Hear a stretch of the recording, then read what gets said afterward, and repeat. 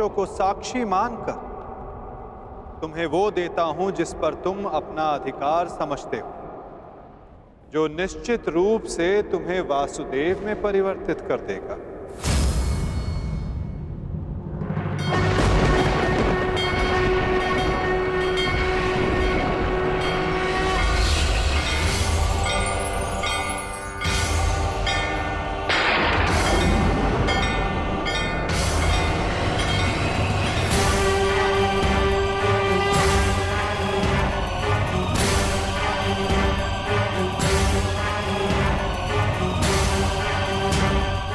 ये लो पौंड्रक, वो अस्त्र जिसका वास्तविक वासुदेव के पास होना अनिवार्य है।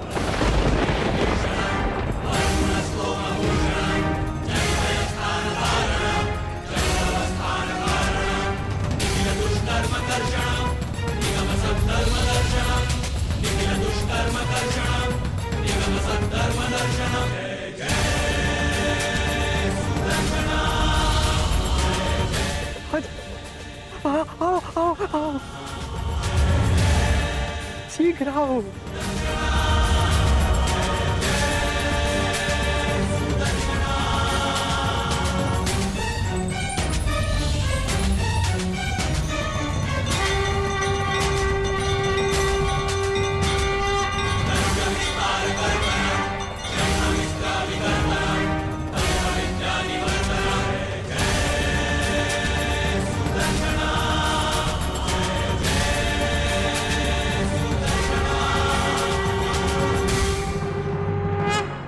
अंततः वो समय आ गया जिसकी मुझे बरसों से प्रतीक्षा थी।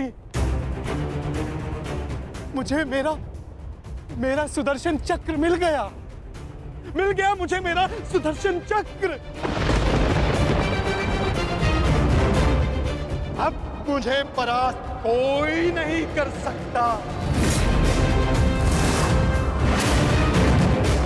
क्योंकि मैं अब सर्वशक्तिशाली हूं। मैं वासुदेवा।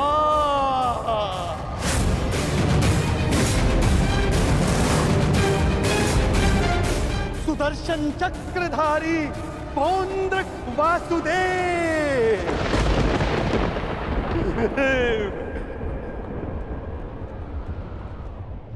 अब समझा मूर्ख सूत पुत्र कि वास्तविक वासुदेव कौन है?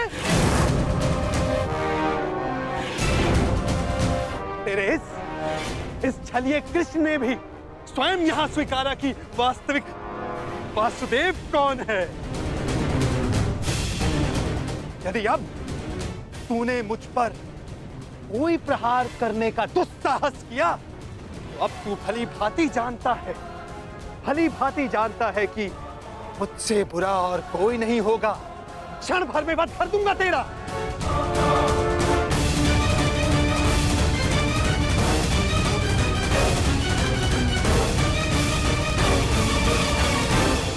और तुम पांडु पुत्रों, अब तुम देख रहे हो ना कि सुदर्शन चक्र अब किसके हाथों में है?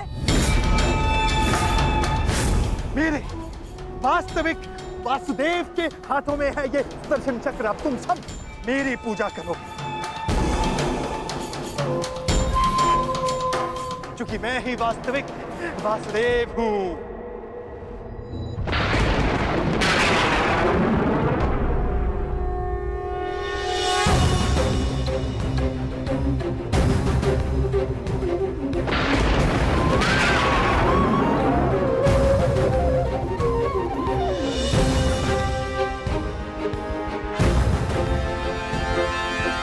चक्र का भार क्यों बढ़ता जा रहा है?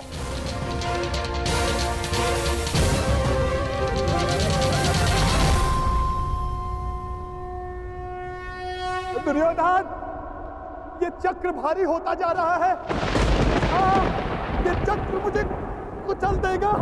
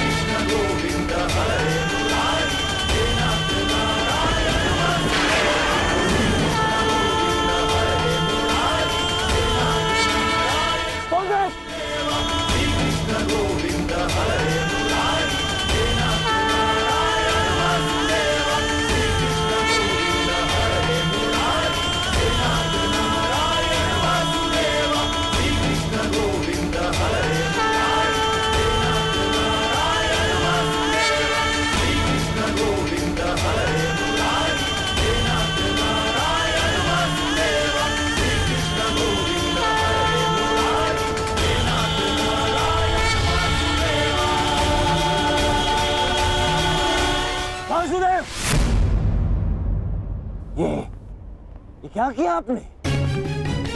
बंद कर दिया, छल किया, फिर से छल किया आपने।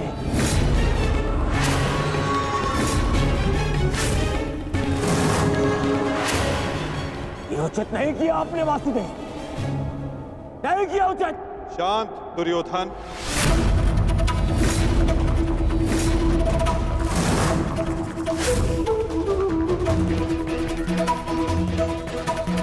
इतना क्रोधित क्यों हो रहे हो गांधारी नंदन? मैंने तो तुम्हारे मित्र को वो दिया जो वो मुझसे मांग रहा था। अब वो उसका भार नहीं सह पाया, ये मेरा दोष नहीं। औंद्रक ने अपनी मृत्यु का आवाहन स्वयं किया था दुर्योधन, और इसके लिए तुम्हें आक्रोश में आने की कोई आवश्यकता नहीं। क्रोध नहीं आएगा,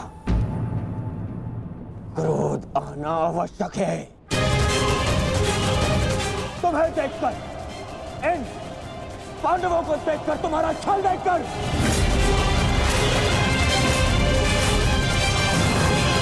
कैसा छल दुर्योधन? तुम्हारा मित्र पौंद्रक मेरा वेश धारण करता रहा, वो मेरी शक्ति, मुझे मिले सम्मान से आकर्षित हुआ। वो मेरे जैसा बनना चाहता था, परंतु वो ये नहीं समझ पाया कि शक्ति और सम्मान किसी का वेश धारण करने से, किसी का रूप धारण करने से नहीं मिलती। शक्ति और सम्मान मिलता है परिश्रम से, कर्मों से। यदि लौह को सुनहरे रंग से पोत दिया जाए तो उससे आभूषण नहीं बनते दुर्योधन। स्वर्ण बनने के लिए कड़ी अग्नि परीक्षा देनी होती है, कसौटी पर खरा उतरना पड़ता है दुर्योधन। और तुम्हारा मित्र सुदर्शन चक्र की कसौटी पर खरा नहीं उतर पाया, और अंततः उसने अपना नाश कर लिया। तुम्हारी हानि पर मुझे खेद है दुर्योधन, परंतु पौंद्रक के अंत पर नहीं, क्योंकि उसके कर्मों का फल ही यही है।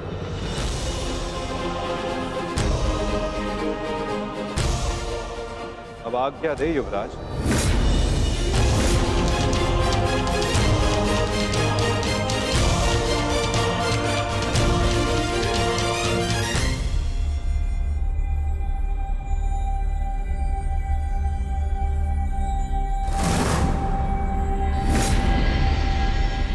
कल युद्ध के नियम निर्धारित किए जाएंगे गांधार राज। जब युद्ध क्रीड़ा में नियम निर्धारित किए जा रहे थे तब वहां मैं उपस्थित नहीं था, परंतु इस बार उत्सुक हूं ये जानने के लिए कि इस युद्ध में अपनी विजय के लिए आप क्या नियम बनाएंगे गांधार राज।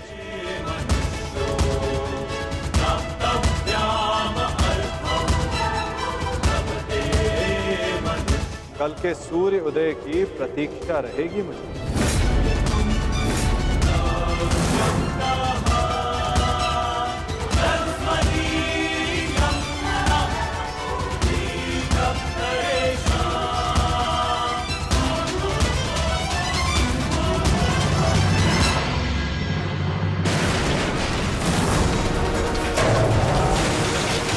क्या हो गया? ये क्या कर रहे हो तुम? हाँ, देखो दुर्योधन, देखो। नहीं दुर्योधन। मैं उस वासुदेव को नहीं छोड़ूंगा।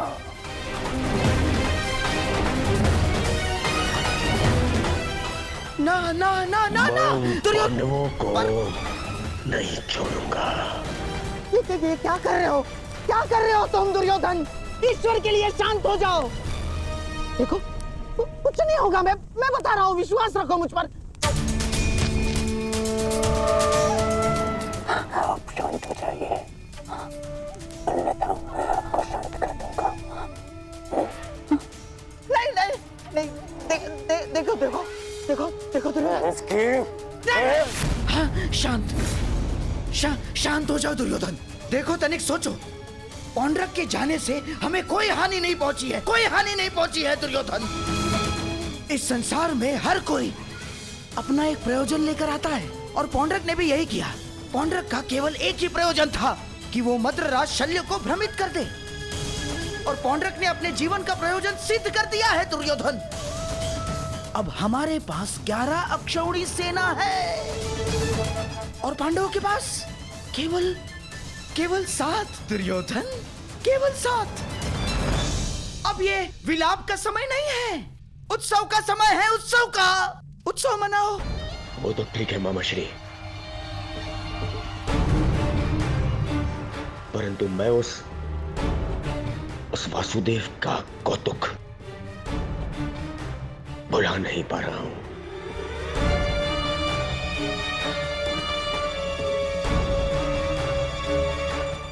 हाँ हाँ, देखो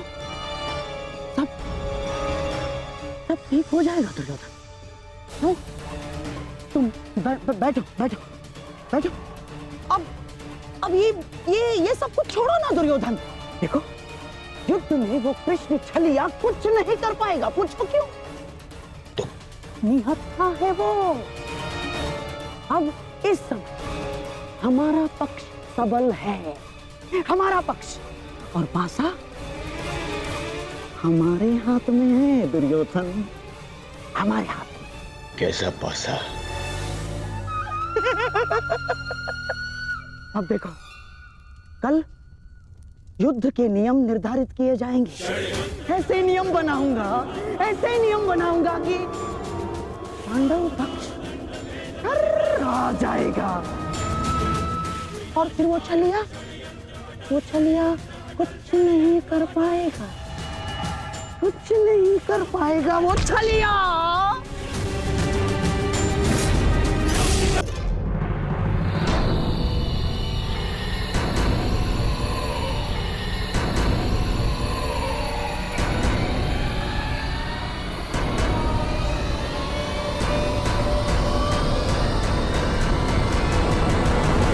तो सभा में उपस्थित सभी महायोद्धाओं को शकुनी का प्रणिपात स्वीकार हो। जैसे कि हम सब जानते हैं कि हम सभी एक महायुद्ध में भाग लेने जा रहे हैं, परंतु बड़े खेद के साथ एक बात सूचित करना चाहूंगा इस सभा में। जैसे कि हम अर्थात कौरवों पर हमेशा से, सदा से लांछन लगते आ रहे हैं, आरोप लगते आ रहे हैं कि हम छल करते हैं, हम कुचक्र करते हैं, हम षड्यंत्र रचते हैं, है ना वासुदेव? चाहे वो युद्ध हो या युद्ध। इसीलिए आपके मन से वो भ्रम निकालने के लिए इस खुली सभा का आवाहन किया गया है। तो वासुदेव, क्या आपकी अनुमति है? एक चतुर गुरु जब गुरुकुल से कुछ समय के लिए बाहर जाए तो वो आश्रम के सबसे योग्य शिष्य को उसका उत्तरदायित्व कभी नहीं देता। वो आश्रम के सबसे नटखट शिष्य को ही इसका उत्तरदायित्व सौंपता है। क्योंकि जब बिलाव को माखन की रखवाली के लिए स्वयं बिठा दिया जाए तो किसका साहस कि वो माखन चुरा सके। अर्थात आपको भी अनुमति अवश्य है गांधार राज।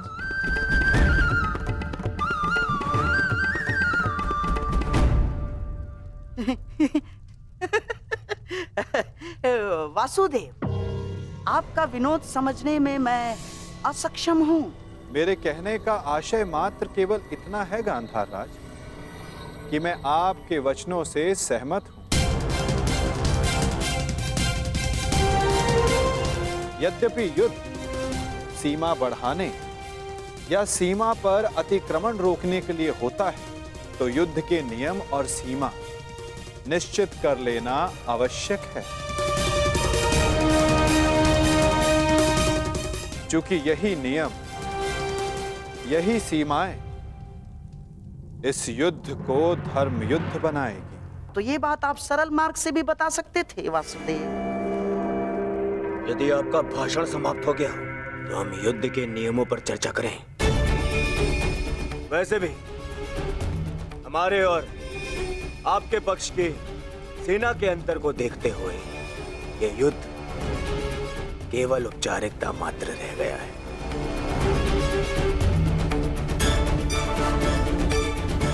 नियम बने या ना बने, हमारी विजय निश्चित है।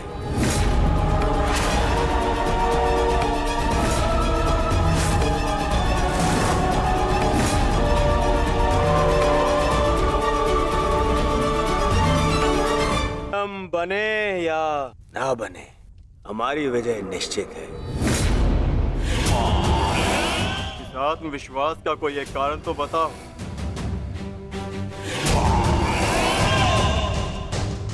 खाता दुर्योधन, मैं एक नहीं, दो नहीं, तीन कारण बताता हूं। जो समझ आए चुन लेना।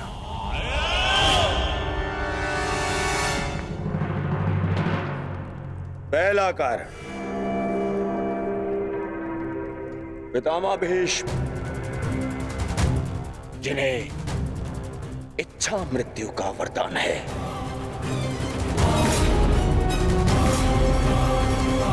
दूसरा कारण,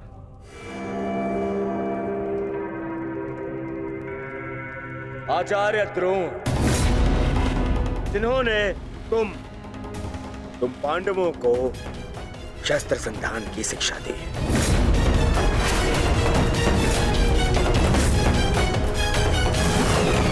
क्या इनके धनुष को काट सकने का समर्थ है तुम में से किसी के पास भी? इनका समर्थन भी मेरे पास में। तीसरा कारण,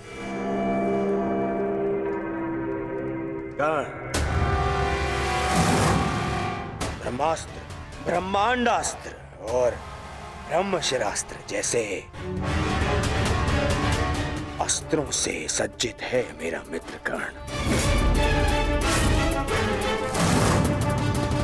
जिसका बाण तुम्हें विजय प्राप्त करने नहीं देगा और जिसका कवच मुझे पराजित नहीं होने देगा।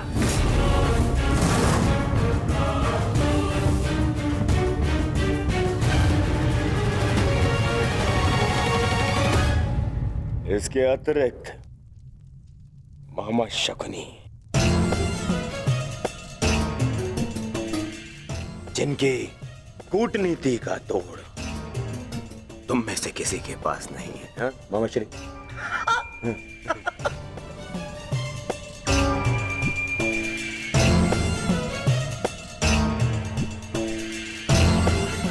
मद्रराज शैल्य, नारायणी सेना।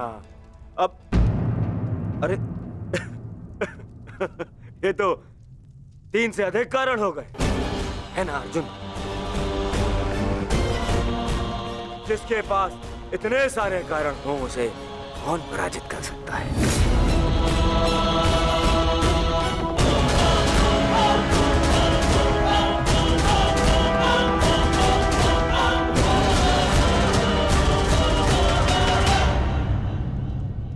विजय और पराजय का निर्णय तो युद्ध के अंतिम दिन होगा हस्तिनापुर युवराज। नियम तो केवल युद्ध का मार्गदर्शन करते हैं। अंत में कौन कितनी सीमा में रहता है और किसे सीमा तोड़ने का दंड मिलेगा,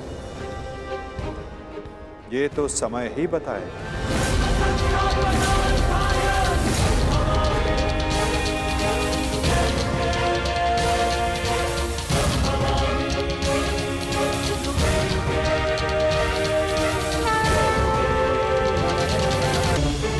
नियम तो केवल युद्ध का मार्गदर्शन करते हैं। अंत में कौन कितनी सीमा में रहता है और किसे सीमा तोड़ने का दंड मिलेगा, ये तो समय ही बताएगा। उचित है वासुद, परंतु मैंने जो कारण गिनवाए या उसका उत्तर किसी के पास है? अर्जुन, भीम, युधिष्ठिर, किसी के पास उत्तर नहीं है। उत्तर मेरे पास है दुर्योधन।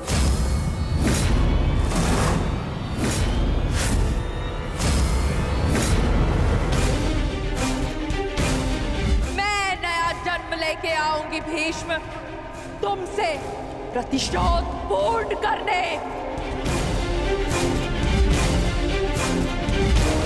देवी अंबा, प्रतीत होता है गांधारी नंदन युद्ध को भी युद्ध समझ बैठे हैं। युद्ध के पासे भले ही किसी एक के संकेत पे पड़ते हो, परंतु युद्ध के पासे कभी भी पलट सकते हैं। उत्तम विचार द्रुपद नंदिनी, परंतु एक बात समझ में नहीं आई। आप यहाँ क्या कर रही हैं? यहाँ युद्ध के नियम बन रहे हैं, आभूषण नहीं। मेरे आभूषण मेरे अस्त्र है गांधार नरेश। रहा आपके प्रश्नों का उत्तर कुमार दुर्योधन, तो मैं आपको बता दूं कि पांडव पक्ष में आपके हर योद्धा की काट है। तुम्हारे कवच कुंडलधारी मित्र कर्ण का उत्तर है द्रोण शिष्य पशुपतास्त्र धारी कौन्तेय अर्जुन। आपकी अगली सुरक्षा पंक्ति आचार्य द्रोण। तो कदाचित आप भूल रहे हो तो मैं आपको स्मरण करा दूं कि मेरे भाई धृष्टद्युम्न का जन्म द्रोण का वध करने के लिए हुआ है। रही बात आपके प्रिय मामाश्री की, नारायणी सेना की, तो मैं आपको बता दूं स्वयं नारायण पांडवों के मार्गदर्शक है। और शेष रहे आपके कुशल अनुभवी सेनापति गंगा पुत्र भीष्म। तो उन्हें मुक्त करने के लिए मैं स्वयं आप सबके सामने खड़ी हूं।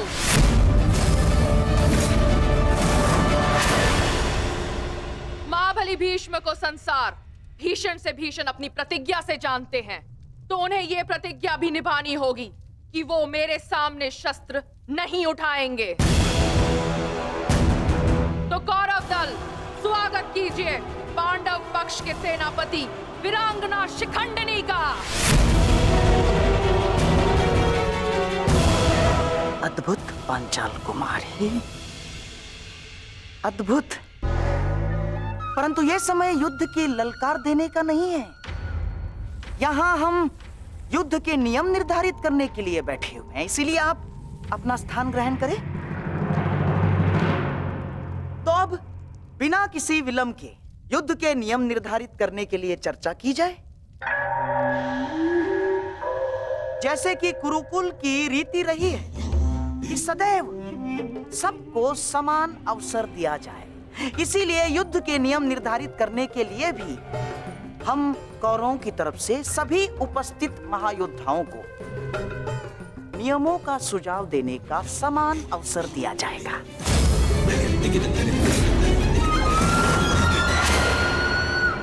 और हाँ, मैं ये जानता हूं कि पांडव पक्ष मामा श्री शकुनी का मुख अधिक समय तक नहीं देख सकते, इसीलिए मैं अपना सुझाव आरंभ में ही दे देता हूं। समस्त आर्यव्रत में युद्ध चाहे जितने भी दिन चले, परंतु आरंभ सूर्योदय से होता है और सूर्यास्त होते ही युद्ध भी थम जाता है।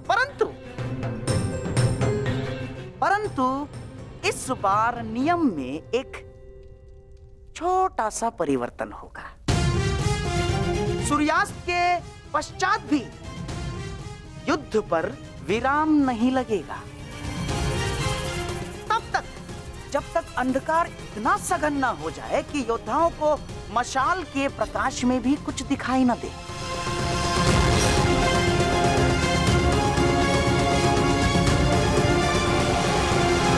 स्वीकार है, परंतु स्मरण रहे मामाश्री, यह नियम सब पर प्रभावी होगा। जब तक अंधकार में मैं देखने में असक्षम ना हो जाऊं, मैं प्रहार करता रहूंगा। और स्मरण तो आपको है ही कि अंधकार में भी अर्जुन अपने लक्ष्य से कभी नहीं चूकता।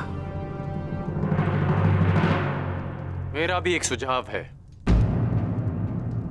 युद्ध में घायल या लड़ने में असमर्थ या निरस्त्र हुए योद्धा पर विपक्षी प्रहार नहीं करेगा। अति उत्तम मित्र, हमें स्वीकार है। अद्भुत अंगराज, आपका न्याय दर्शन तो सराहनीय है। हमें आपका ये नियम स्वीकार है। समान पद वाले योद्धा समान पद के योद्धाओं से द्वंद्व करेंगे। रथी रथी से द्वंद्व करेंगे, महारथी महारथी से द्वंद्व करेंगे, अश्वरोही से अश्वरोही द्वंद्व करेंगे और गजरोही से गजरोही द्वंद्व करेंगे। एक योद्धा केवल एक योद्धा से युद्ध करेगा। गुट बनाकर कोई भी किसी एक पर आक्रमण नहीं करेगा। किसी के पीठ पीछे कोई प्रहार नहीं करेगा। यदि विपक्षी ने पहले छल किया तो क्या प्रतिपक्षी को उसका उत्तर देने का अधिकार है? वो योद्धा की सोच पर निर्भर करता है विकोदर। एक महत्वपूर्ण नियम, इस युद्ध में वही योद्धा एक दूसरे का सामना कर सकता है जिसके पास समान रूप से अस्त्र, शस्त्र और शक्ति होगी। दुर्बल पर प्रहार करना निषेध होगा। और इस युद्ध में गदाधारी गदा युद्ध के नियम से और धनुर्धर धनुर्शस्त्र के युद्ध से युद्ध करेंगे। और सबसे महत्वपूर्ण नियम, इस युद्ध में किसी भी प्रकार का छल, कुचक या षड्यंत्र नहीं होगा। स्मरण रहे। हमें स्वीकार है।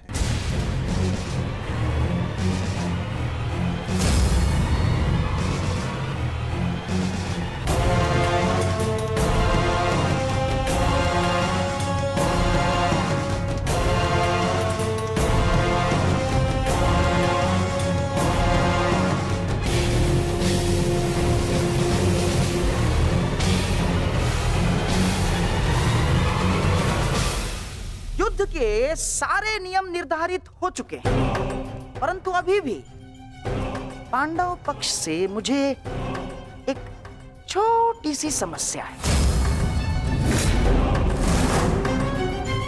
ये सारे नियम निर्धारित हो चुके हैं, परंतु अभी भी पांडव पक्ष से मुझे एक छोटी सी समस्या है। कैसी समस्या गंधारराज?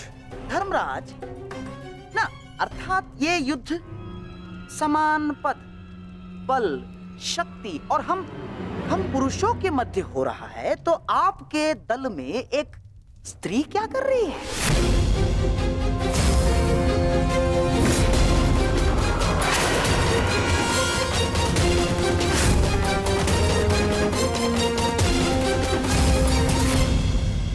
ना, पुरुषों के युद्ध में एक स्त्री का भाग लेना युद्ध के नियमों के विपरीत है धर्मराज। ये नियम आप जैसे द्रुत पुरुषों ने बनाए हैं, जो स्त्री को तुच्छ मानते हैं, केवल वस्तु मानते हैं।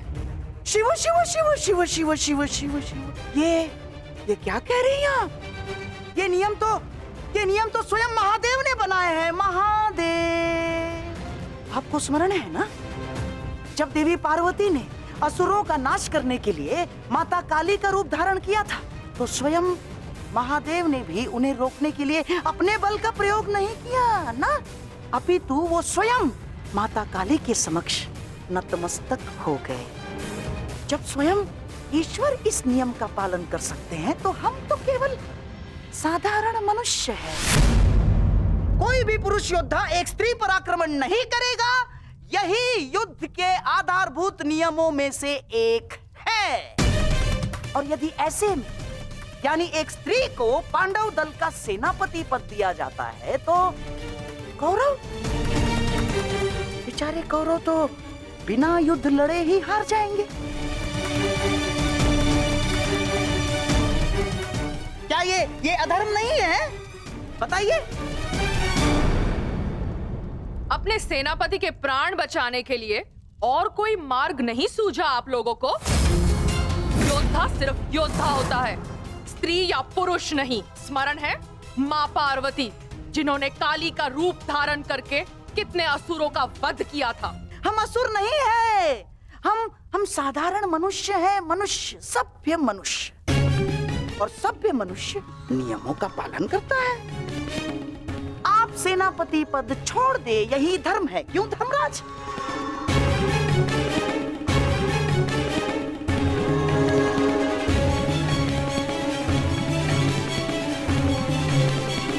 हाँ, तो सबके समक्ष युद्ध के सभी नियम निर्धारित हो चुके हैं। हाँ, परंतु अभी भी किसी के मन में शंका कुशंका हो तो यहाँ अपने विचार प्रकट कर सकते हैं।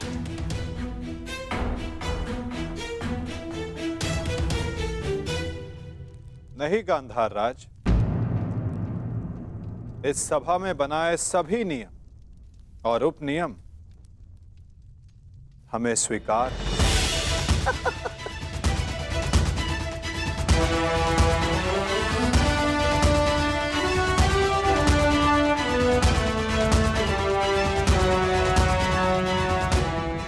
प्रणिपात। प्रणिपात।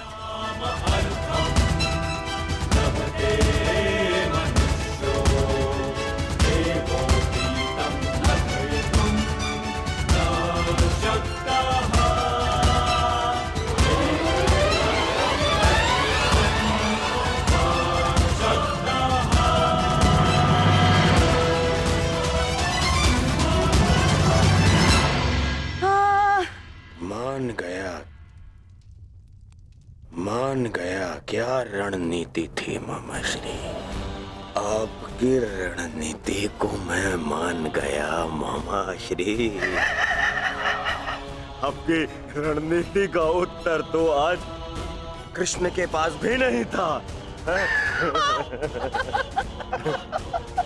पूरी युद्ध की व्यूहरचना ही बदल दी आपने साधु। साधु। परंतु सुनो, अब ये साधुवाद देने में समय व्यर्थ ना करो दुर्योधन। हमें केवल ये युद्ध आरंभ ही नहीं करना है, अपितु इस युद्ध को जीतना भी है। और युद्ध में विजय प्राप्त करने के लिए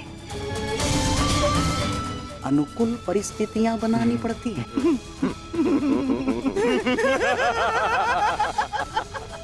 बहुत चतुर बन रहे थे ये पांडव, बहुत चतुर। परंतु अब इन्हें ज्ञात हो गया होगा कि इनकी हार निश्चित है। हमने जो चाहा वही हुआ है दुर्योधन।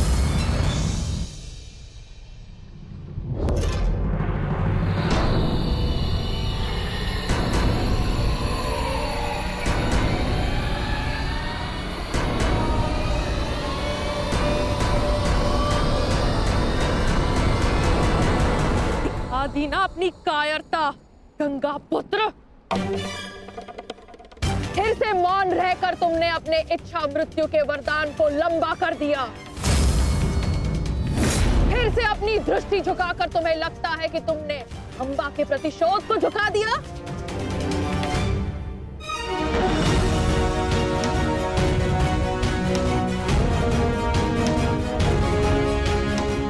आज सिद्ध कर दिया तुमने कि जब अपने प्राणों का प्रश्न आएगा तो गंगा का बेटा भी अधर्म का मार्ग चुन सकता है।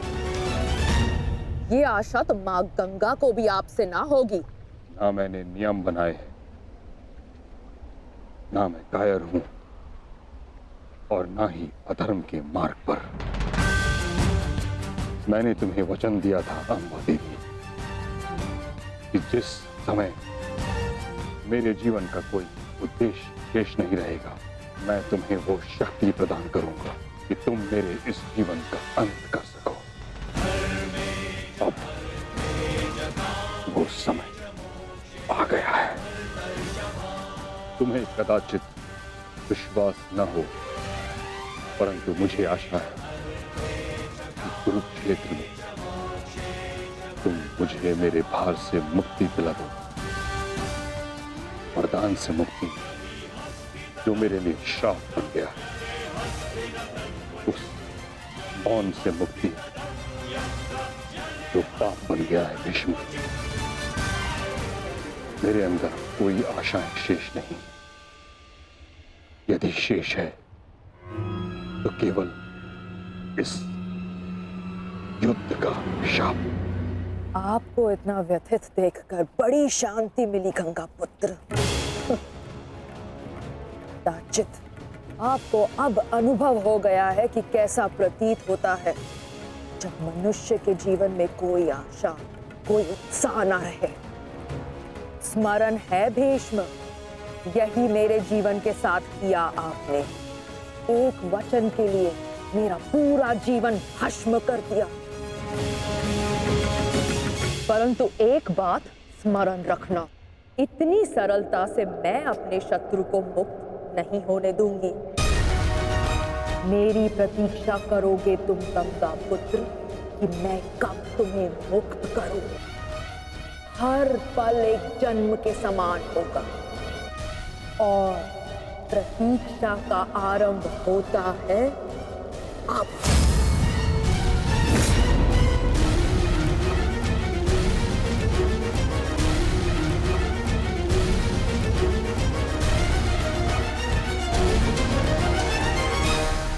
मैं उन्हें नहीं छोड़ूंगा ज्येष्ठ, उन्होंने हमारे साथ छल किया है।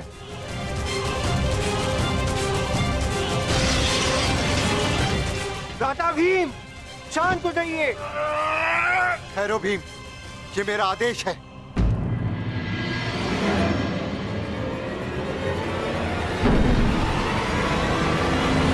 क्रोध केवल तुम्हें नहीं आ रहा है, रक्त हम सबको उबल रहा है। एक और हमारे ही मामा श्री को छल के कारण हमारे विरुद्ध युद्ध करना पड़ रहा है, और दूसरी ओर बड़ी ही चतुरता से उन्होंने शिखंडिनी को युद्ध से दूर कर दिया। यह समय क्रोध का नहीं, कर्म का है। इस समय कौरव सेना के पास 11 क्षणी सेना है और हमारे पास केवल 7। इस समय हमें हमारी शक्ति को एकत्रित करना होगा।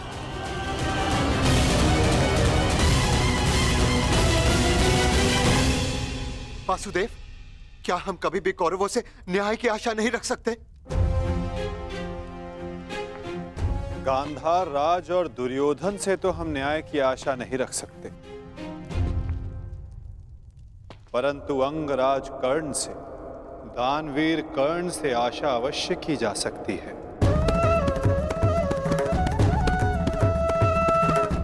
कि वो युद्ध में न्याय का पालन करेंगे, अपने वचन दान का मान रखेंगे। हम सब ने देखा कि अंगराज ने कौरवों के पक्ष में होते हुए युद्ध के लिए कैसे न्याय संगत नियम बनाए। परंतु वासुदेव, वो दुर्योधन के विरुद्ध कभी नहीं जाएगा, और उस दुर्योधन से मुझे न्याय की कोई आशा नहीं। कायरों की भांति हमारी सैन्य शक्ति को छिन्न भिन्न करने लगा है। ज्येष्ठ, बहुत हो गई सभा, बहुत बनकर नियम, अब बस। अब समय आ गया है उस दुर्योधन को उचित उत्तर देने का। ठहरो भीम,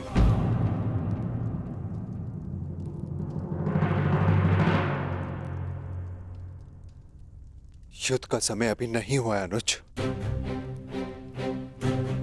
ज्येष्ठ, मैं तो केवल आपकी आज्ञा का पालन करने जा रहा हूं। आपने तो कहा था ना कि यह समय अपनी शक्ति एकत्रित करने का है, तो बस मैं वही करने जा रहा हूं। मैं अपने पूरे परिवार को इस महायुद्ध में सम्मिलित करने जा रहा हूं। मैं अपने पुत्र महाकाय घटोत्कच और उसके साथ ही राक्षसों वीरों को अपनी सेना में सम्मिलित करने जा रहा हूं।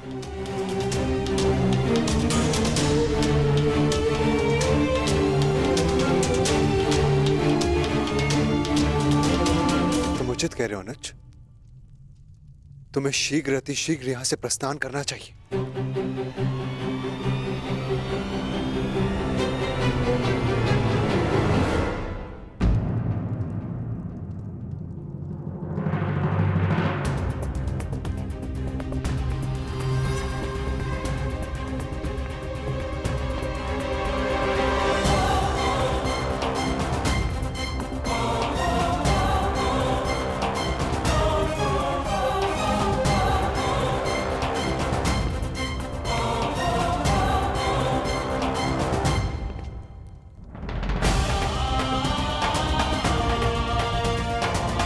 मुझे आज्ञा दीजिए ज्येष्ठ, मैं प्रस्थान कर रहा हूं।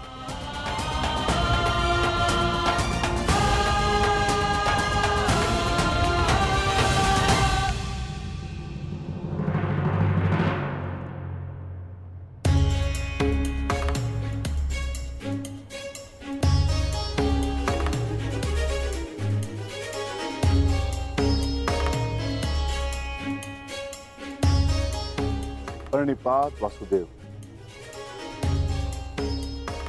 मैं अपने पुत्र को लेने जा रहा हूं, आशीष दीजिए।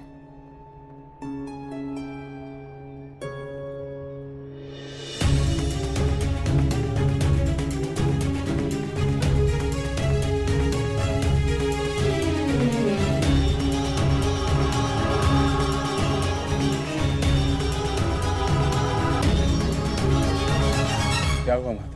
आप अचानक बाहर क्यों आ गए? और आप इतने विचलित क्यों? मैं विचलित नहीं हूं पार्थ, बस तनिक अशांत हूं। अशांत? मैं समझा नहीं माता। युद्ध होता ही ऐसा है पार्थ, जो मन को अशांत कर दे।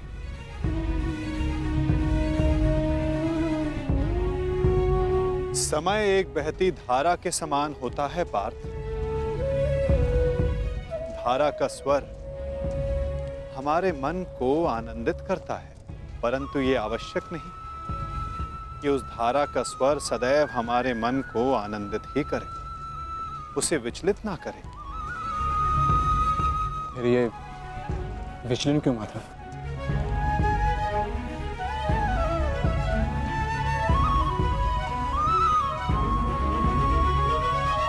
अन्न, सागर में जब तरंग उठती है तो वो उत्साह से भरी होती है पार्थ, और जब वही तरंग गिरकर अपना अस्तित्व खो बैठती है तब मन विचलित हो जाता है कि कदाचित वो तरंग और ऊंचा जा सकती थी, कदाचित उसका प्रारब्ध कुछ और हो सकता था।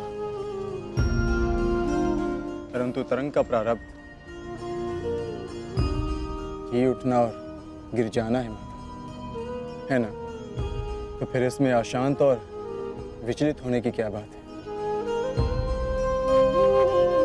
तुमने सही कहा पार्थ, मुझे विचलित नहीं होना चाहिए, परंतु तुम बताओ कि तुम्हारा मन इतना अशांत क्यों है, इतना विचलित क्यों है?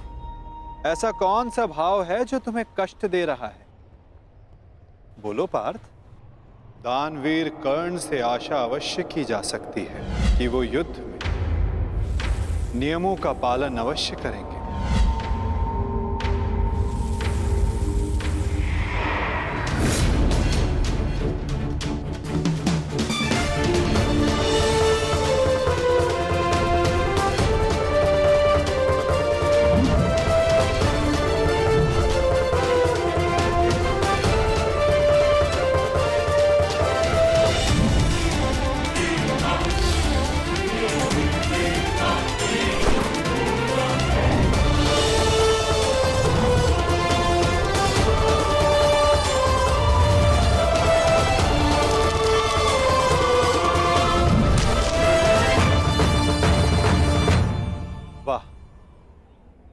कितना अद्भुत धनुधर है ये।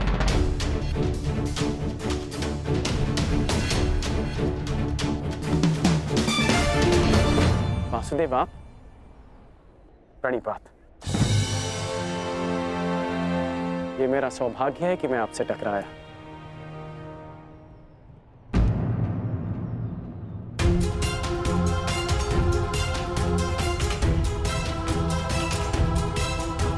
सौभाग्य और दुर्भाग्य के लिए धन्यवाद और तानों का पात्र समय होता है अंगराज, मनुष्य नहीं। उचित परिस्थिति में उचित समय पर उचित मनुष्य से मिल जाना सौभाग्य होता है और अनुचित परिस्थिति में उचित मनुष्य से मिलना दुर्भाग्य होता है कर्ण। आपका टकराना तो उचित ही होता है वासुदेव, इसलिए यह सौभाग्य होता है। आज्ञा दीजिए। प्रणिपात।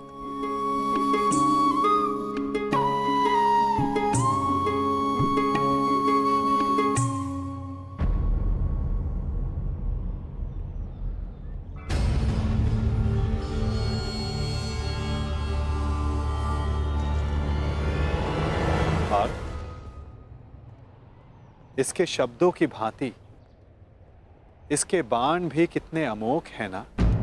शब्दों का तो ज्ञात नहीं, परंतु लक्ष्य भेद करने के लिए मेरे बाण कर्ण से अधिक शक्तिशाली और तीव्र हैं माधव, और ये बात आप भली भांति जानते हैं। आज किसी के शब्दों में धार दिखाई दे रही है पार्थ।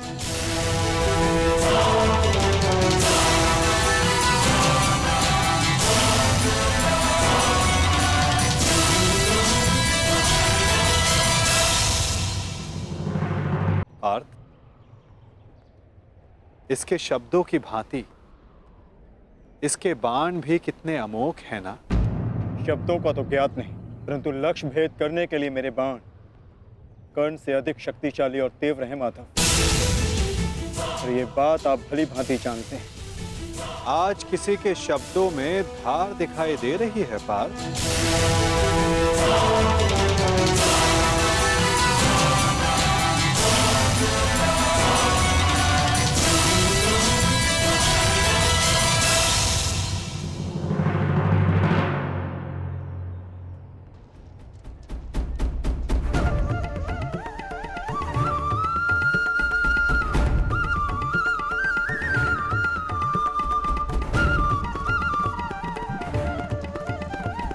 अब बता भी दो अपने सखा को, ऐसी कौन सी बात है जो प्रतिपल तुम्हें और अधिक अशांत किए जा रही है पार्थ। आप तो ऐसे कह रहे हैं माधव, जैसे कि आप तो कुछ जानते ही नहीं। कैसे जानूंगा, मैं कोई अंतर्यामी थोड़ी ना हूं। वाह माधव, जो संसार में कोई नहीं देख सकता उसे आप देख लेते हैं, जो सबके समक्ष है उससे अनजान होने का अभिनय करते हैं। आप भली भांति जानते हैं इस बात को कि मैं इतना व्यग्र क्यों हूं, क्यों आपके विचारों पर, आपके समय पर उसका अधिकार है। क्यों माधव, क्यों?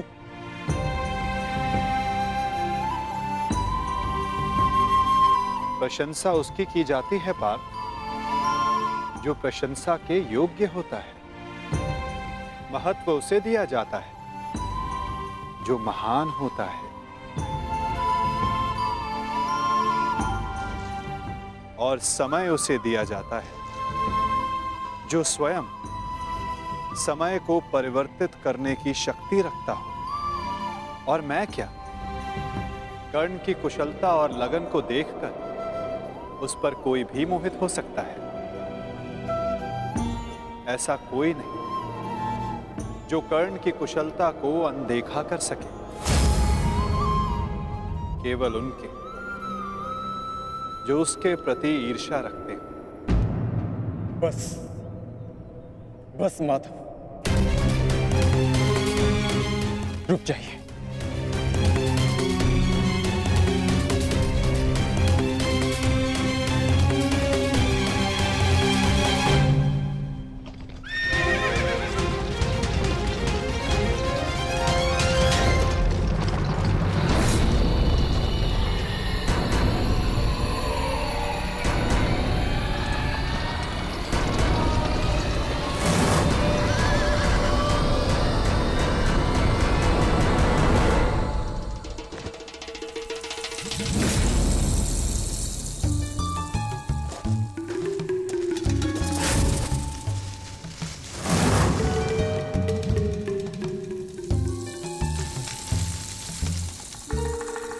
कौन है वहां?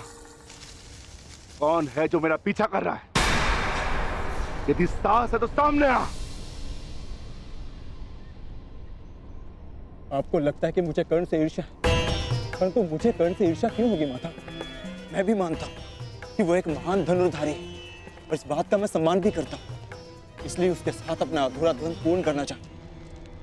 परंतु माता, आप कैसे भूल सकते हैं, वो अर्जुन ही था जिसने विराट युद्ध में कर्ण को पराजित किया था। वो अर्जुन ही था जिसने कर्ण के रहते हुए पांचाली के स्वयंवर को विजित किया था। मैं स्वीकार करता हूं कि कर्ण एक महान योद्धा है, धनुर्धारी, परंतु मुझे आज तक उसने कोई अद्भुत बात नहीं दिखी। परंतु आज एक विचित्र बात का भान अवश्य हुआ है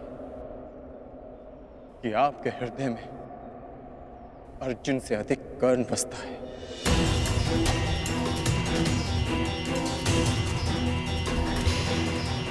पार्थ, विराट युद्धगाह में तुमने नहीं, सूर्यास्त ने उसे परास्त किया था।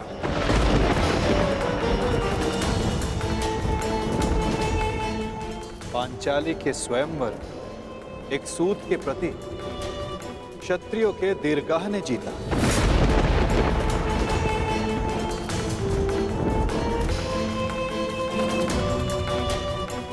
और रही बात मेरे मन में सम्मान की, तो पार्थ, मेरे मन में, मेरे हृदय में जितना सम्मान तुम्हारा है, उतना ही सम्मान अंगराज कर्ण का है। पार्थ,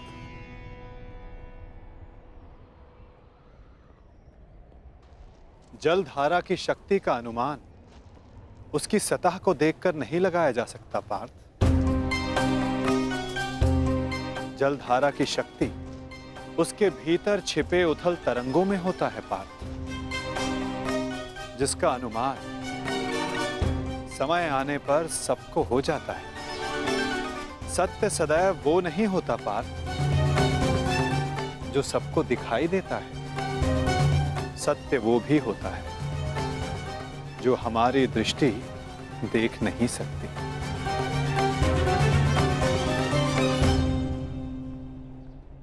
और बहुत शीघ्र तुम्हें उसका अनुमान भी हो जाएगा।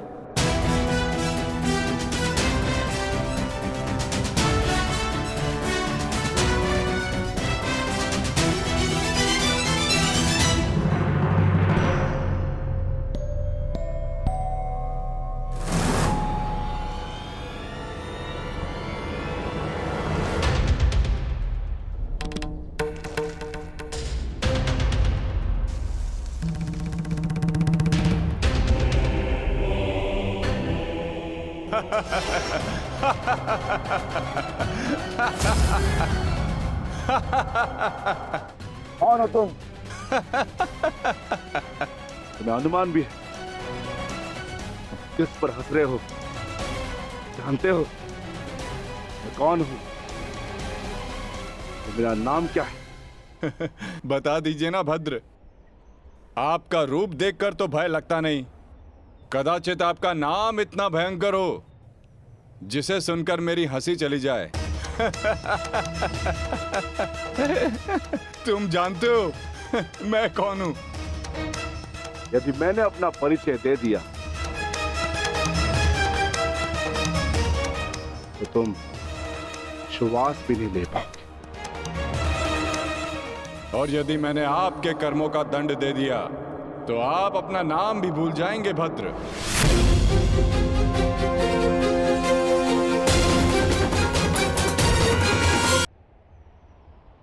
और यदि मैंने आपके कर्मों का दंड दे दिया तो आप अपना नाम भी भूल जाएंगे भद्र। जिस भांति आप पौधों और वनस्पति को अपने पांव तले कुचलते चले जा रहे हैं, स्पष्ट है कि निसर्ग के प्रति आपको कोई सम्मान नहीं है। वन से ऐसा व्यवहार केवल दो ही जंतु कर सकते हैं, एक जो मूर्ख हो और दूसरा कोई वानर हो। इसीलिए सोच रहा हूं कि आप कोई मूर्ख है या फिर कोई वानर। मूर्ख, तुम्हें तुम्हारी मृत्यु क्या खींच लाई।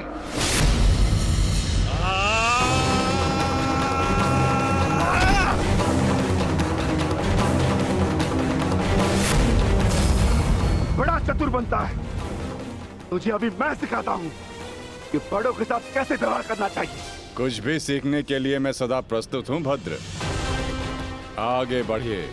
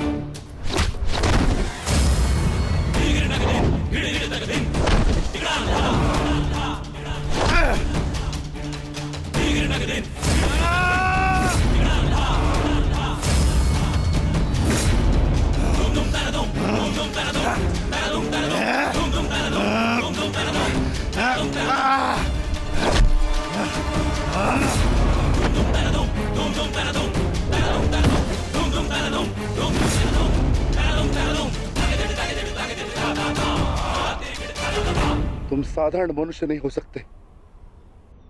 कौन हो? कौन हो तुम?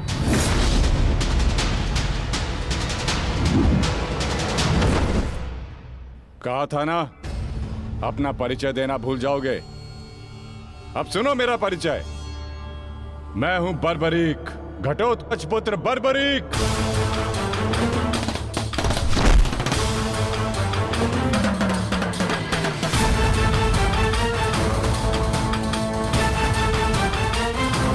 बालक, अपना परिचय देने से पूर्व मेरा नाम तो जान लेते।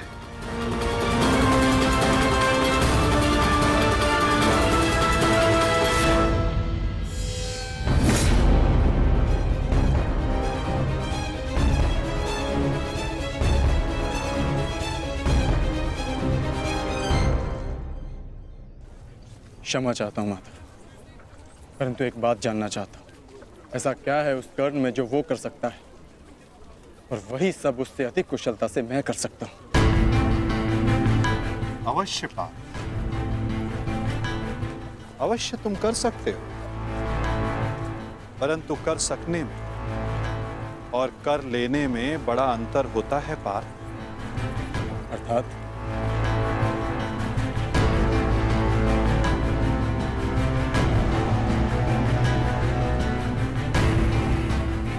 शब्द और अर्थ के फेर में मत पड़ो।